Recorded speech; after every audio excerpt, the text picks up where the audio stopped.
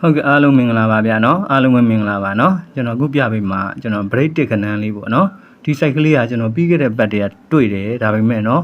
ဟိုဘယ်လိုပြောမလဲ short တွက်လိုက်တာပေါ့လွယ်လုံးအားကြီးတော့နော် site ကလေးကအရင်လွယ်နေတော့မပေးလာဘူးထင်တာနော်ပေးသွားတဲ့အတွက်ကျွန်တော်အခုဆက်ပြမှာနော်ကျွန်တော်အရင်ဆုံးဒီကနေကြည့်မှာ2020မှာ2020ကစတာပေါ့နော်အဲ့ဒီ2020ထဲမှာတဲ့2020ခုနှစ်ထဲမှာထွက်ထားတဲ့ break တစ်ခဏဒီမှာတစ်ခွက်ရှိတယ်နော်အဲ့ break တစ်ခဏဒီမှာလည်းတစ်ခွက်ရှိတယ်နော်အဲ့တော့ပြောချင်တာကဘာလဲဆိုတော့2020ကနေစတာပေါ့2020တွေက break တစ်ခဏတစ်ခွက်နော် break တစ်ခဏတစ်ခွက်2020တွေက break တစ်ခဏတစ်ခွက်ဒီ3983ဆိုတဲ့ခဏပေါ့နော်အဲ့ခဏကသူ့ရဲ့တစ်နှစ်ကျော်ကို live ထွက်ပေးရတယ်နော်သူ့ရဲ့တစ်နှစ်ကျော်ကို live ထွက်ပေးတယ်နော်ဒီမှာ live ထွက်နော် break တစ်ခဏနော်ဟုတ်ပြီ2020ထဲက break တစ်ခဏသူ့ရဲ့တစ်နှစ်ကျော်ကို live ထွက်တယ်2020ပြီးတော့2021ထဲက break တစ်ခဏတစ်ခွက်2021ထဲမှာ break တစ်ခဏတစ်ခွက်ဒီမှာရှိတယ်နော်အဲ့ဒီခဏဒီသူ့ရဲ့တစ်နှစ်ကျော်ကို live ထွက်ပေးရတယ်နော် break တစ်ခဏနေပဲထွက်တာနော် break တစ်ခဏတစ်ခွက်ဒီမှာ live ထွက်ပေးတယ်နော်2021ပြီးတော့သူက2022ထဲမှာလည်း break တစ်ခဏတစ်ခွက်နော်ဒီမှာရှိတယ် break တစ်ဒီမှာရှိတယ် break တစ်နော်ဒီမှာရှိတယ် break တစ်ခဏတစ်ခွက်အဲ့ break တစ်ခဏတစ်ခွက်ကသူ့ရဲ့တစ်နှစ်ကျော် live ထွက်ပေးတယ်နော်သူ့ရဲ့တစ်နှစ်ကျော်ကို live ထွက်ပေးရတယ်နော်ဒီမှာ86ခုဆိုပြီးတော့သူထွက်သွားတယ်နော်ဟုတ်ပြီ2020ပြီးပြီ2021ပြီးပြီ22ပြီးပြီအဲ့တော့23နေရကဏ္ဍ2023နေရ break တစ်ခဏတစ်ခွက်တဲ့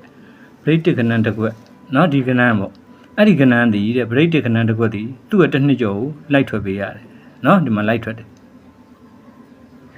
ဟုတ်အဲ့ဒါဆိုရင်လည်းသူက2021ပြီးပြီ2022ပြီးပြီတော့2020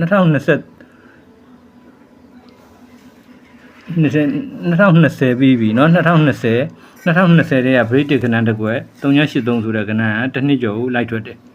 เนาะဒီမှာ live ထွက်တယ်383နောက်2021ထဲက break တစ်ခဏတစ်ခွက်202ဆိုတဲ့ခဏဒီသူ့ရဲ့တစ်နှစ်ကျော်ကို live ထွက်ပေးတယ်2021ပြီးတော့2022ထဲက break တစ်ခဏတစ်ခွက်86ခုဆိုတဲ့ခဏဒီသူ့ရဲ့တစ်နှစ်ကျော်ကို live ထွက်ပေးရတယ်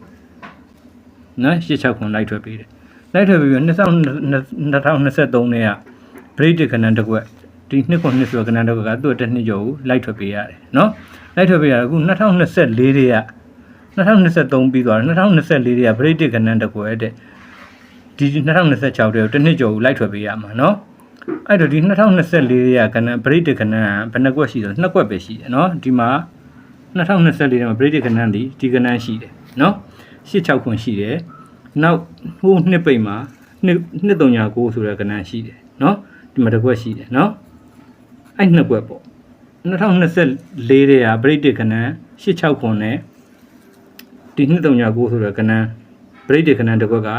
သူ့တစ်နှစ်ကျော်ဆိုအခု2026ထဲကို live ထွက်ပေးရမှာเนาะ2024တဲ့က break တစ်ခဏဒီ2026တစ်နှစ်ကျော်ဆို2026ဒီထဲကို live ထွက်ပေးရမှာသူကเนาะဟုတ်ပြီเนาะအဲ့တော့သူထွက်တော်မယ်ဆိုလို့ရှိရင်ပေါ့เนาะဒီကောင်တကောင်ကအခုအဲ့တော့ break တစ်ခဏဘာဖြစ်လို့လဲဆိုတော့ဒီခဏလေးကကျွန်တော်ကဒီမှာသူကဒီကဏ္ဍထွက်နိုင်တယ်เนาะအခုချိန်မှာဒီကဏ္ဍကထွက်နိုင်ရရှိလို့ပြပေးတာဒါကိုထည့်ပြတာเนาะဟုတ်ပြီအဲ့ဒါဆိုရင်ဘယ်လိုပြမလဲကြည့်အောင်เนาะဘယ်လိုထွက်မလဲကြည့်အောင်သူက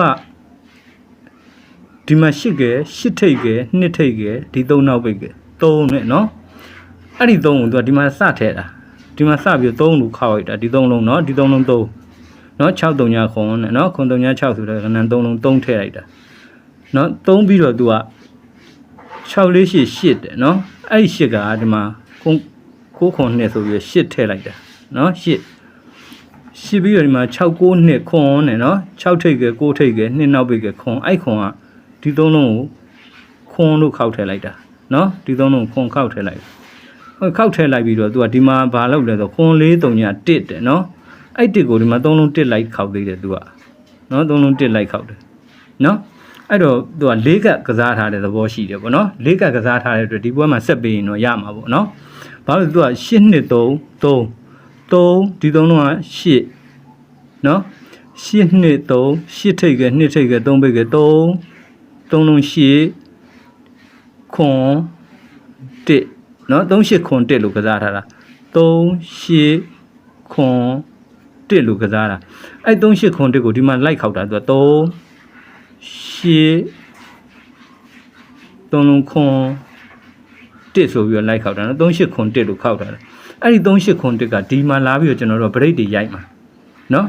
ဒီမှာလာပြီးတော့ဒီမှာခွန်36ရှိတယ်ဒီမှာ24ချိန်မှာနော်ဒီအပေါ်မှာခွန်36ရှိတယ်အဲ့တော့ခွန်36ဗရိတ်3 8ခွန်တစ်ဗရိတ်ရိုက်ရမှာအဲ့ရိုက်တဲ့အချိန်မှာ तू ကဒီ3ဒီ8ဒီခွန်ဒီတစ်ဆိုတာကိုဒီ3ဒီ8ဒီခွန်ဒီတစ်ဆိုပြီး၄ဘွဲစက်တိုက်ကစားထားတယ်အဲ့တော့အဲ့ဒီ3ဒီတဲ့နော်အဲ့တော့ तू ကဒီ8နှစ်3ဒီတဲ့ဒီမှာ3လို့ခောက်လိုက်တဲ့အချိန်မှာ तू ကဒီမှာ3ဖရိတ်ရိုက်တဲ့အချိန်မှာအဲ့ခွန်36ဆိုတဲ့ကဏ္ဍဒီ3လုံးကိုပဲရိုက်တာဒီပေါ်မှာခွန်36 24ချိန်မှာနော်ခွန်36ထွက်ထားတယ်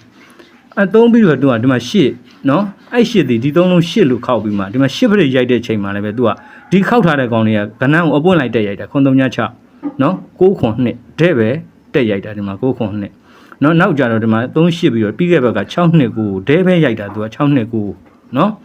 အဲ6နှစ်ကိုဒဲရိုက်သွားတဲ့အတွက်သူကဒီပွဲမှာကတစ်က39နှစ်ဆိုတဲ့ကဏ္ဍကိုဒီမှာဒဲရိုက်လို့ရတယ်နော်39နှစ်ဆိုတဲ့ကဏ္ဍတစ်ကွက်နော်ခုနကကျွန်တော်ပြောတယ်2024တွေကဗရိတ်တစ်ကဏ္ဍ2ကွက်86ခွန်နဲ့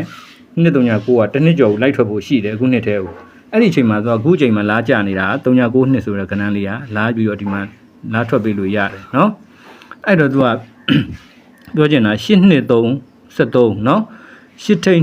2ထိပ်3နောက်ပဲ73အဲ့73က73ခောက်လိုက်တဲ့အချိန်မှာခွန်36ခောက်ထားတာအဲ့ခောက်ထားတဲ့ခွန်36ကဒီမှာလာပြီးတော့24ချိန်မှာစထည့်လိုက်တာသူကနော်ဒီမှာ24ချိန်မှာခွန်36ဆိုတဲ့ကဏ္ဍထွက်ထားတယ်နော်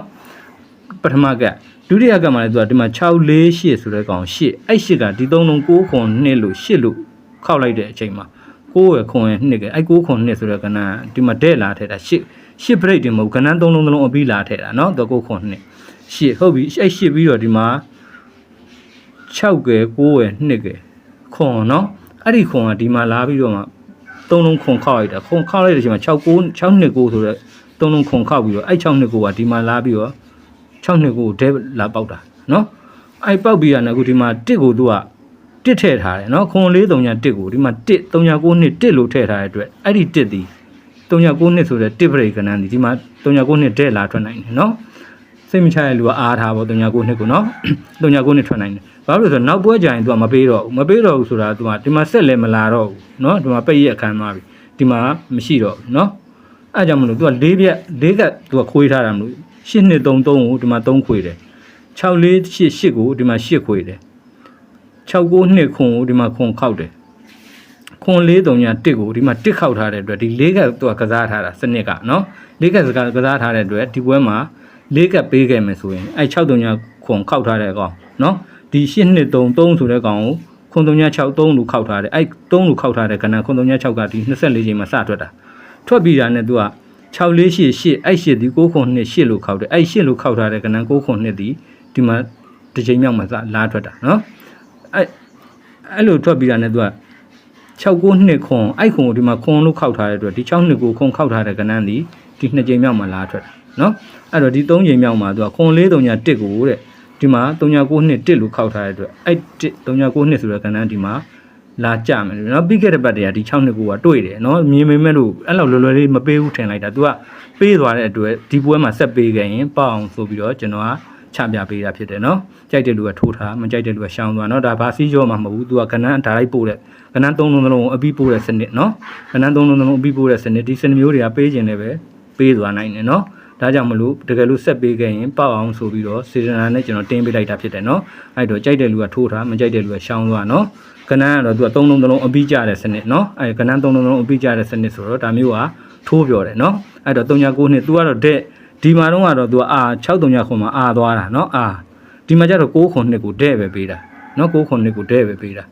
ဒီမှာလည်းပဲပြီးခဲ့တဲ့ဘက်က6နှစ်ကိုတဲ့ပဲပေးခဲ့တာအဲ့တော့ဒီမှာ तू က39နှစ်ဆိုတဲ့ကဏ္ဍကိုတဲ့ပေးမလားနော်တဲ့ပေးမလားအဲ့တော့39နှစ်တဲ့ကိုပိုးထိုး39နှစ်ပေါ့နော်39နှစ်တဲ့ကိုပိုးထိုးပြီးတော့အာကိုပါအာပေါ့ဗျာနော်အာကိုပါရန်လိုက်ပေါ့နော်ဟုတ်ကဲ့အားလုံးပဲနော်ဒီလောက်ဆိုရှင်းမယ်ထင်ပါတယ်ဗျာနော်အားလုံးပဲနော် good luck ကံကောင်းကြပါစေဗျာနော်